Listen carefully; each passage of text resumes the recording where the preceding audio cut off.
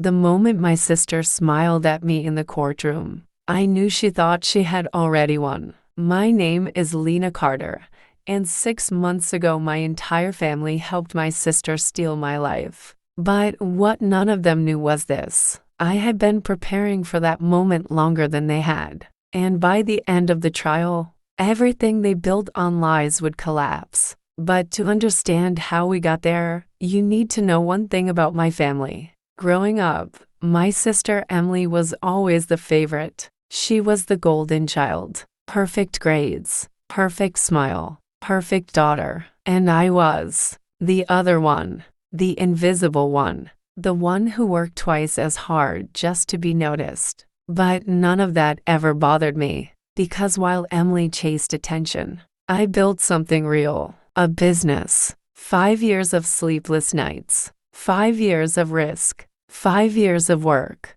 and eventually, it paid off. My tech startup finally took off. Within 2 years, the company was worth millions. That was the moment my family suddenly remembered I existed. My parents started calling every week. Emily suddenly wanted to reconnect. At the time, I thought they were proud of me. Now I know the truth. They were studying me, watching me, waiting. And I didn't realize that until the night my sister asked me for a favor. We were having dinner at a restaurant downtown. Emily smiled sweetly. "Lena, I need your help." That should have been my first warning. Emily never needed help. She only needed opportunities. "My husband and I want to start a company," she said. "But investors won't take us seriously without backing." I already knew where the conversation was going. "You want me to invest?" Emily shook her head quickly. No, nothing like that." Then she slid a folder across the table. "Just sign this partnership agreement. It shows investors you support the business." I opened the document. It looked harmless, a simple endorsement. At least, that's what it looked like.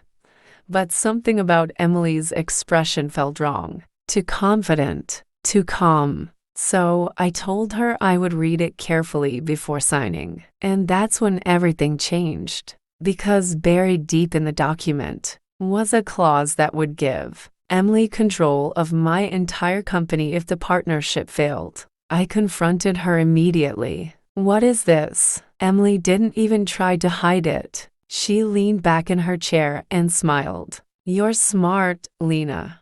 I wondered how long it would take you." My stomach dropped. "You tried to steal my company." Emily shrugged. "You never deserved it anyway." Then she said something that made my blood run cold. "Mom and Dad agree with me." I felt like the air had been sucked out of the room. "You're lying." Emily laughed. "Call them." So I did. And when my mother answered, she confirmed everything. They believed Emily should run the company. They believed I was too emotional to handle success.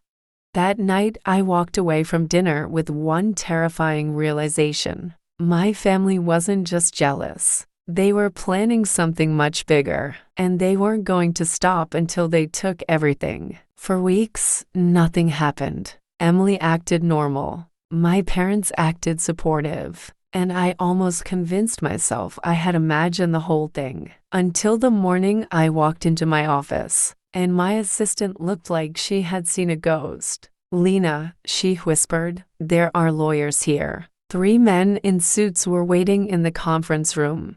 They handed me a document, a lawsuit, filed by my sister. According to the filing, Emily claimed she was a co-founder of my company, and that I had illegally forced her out. My hands started shaking, because attached to the lawsuit were contracts, with my signature on them, except I had never signed them. Emily had forged them, and the worst part? My parents had agreed to testify against me. In a single moment, my entire life started collapsing. Investors panicked. The board froze my authority. And the company I built from nothing was suddenly no longer under my control. Emily appeared on television a week later, smiling, confident, talking about justice and family betrayal. Watching her lie to the world felt like drowning. But that was the moment I made a decision. If my sister wanted a war, I would give her one.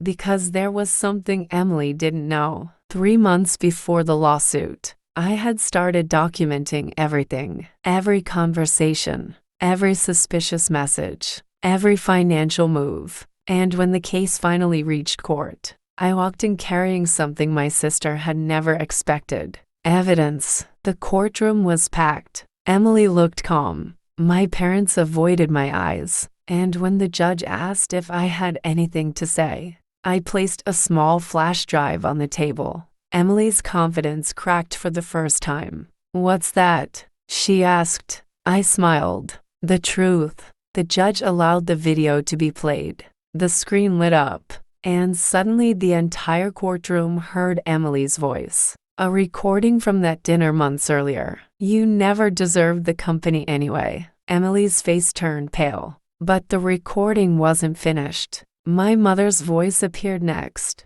"If Lena won't give it to you, we'll make sure the courts do." Gasps filled the courtroom. My father's voice came last. "She won't see it coming." The room exploded into whispers. Emily's lawyer looked like he wanted to disappear. And for the first time since the nightmare started, I finally felt calm. Because the people who betrayed me had just destroyed themselves. The judge ordered an immediate investigation into fraud and perjury. Emily's lawsuit collapsed overnight. Investors returned. The board restored my authority. And the sister who tried to steal my company, she left the courtroom with criminal charges waiting. But the strangest part of all, when everything was finally over, my father tried to talk to me in the hallway. "Lena," he said quietly, "we're still family." I looked at him for a long moment. Then I answered honestly, "No." Because the truth is, family isn't the people who share your name. Family is the people who don't try to destroy your life when you succeed. And that day I realized something important. My sister thought she was stealing my future, but all she really did was reveal who she truly was. If you were in my position, would you ever forgive your family after something like this? Tell me in the comments. I read every single one.